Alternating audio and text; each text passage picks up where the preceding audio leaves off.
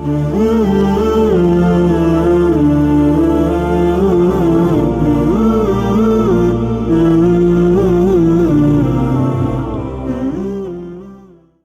مبارکه سوره چې د قران عظیم شان یو صلی الله سمه سوره ده په مدینه منوره کې را نازله شوې ده. درې مبارک آیاتونه لري. تلاوت او پښتو ترجمه یې له لومړي آیت څخه اوري. اعوذ بالله من الشیطان الرجیم.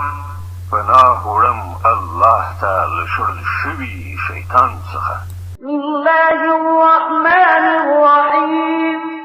د الله په نوم چې ډیر زیات مهربان پوره رحم لرونکی دی. اذا جاء نصر الله والفتح ورأيت الناس يدخلون في دين الله أفواجا فسبح بحمد ربك واستغفره إنه كان توابا.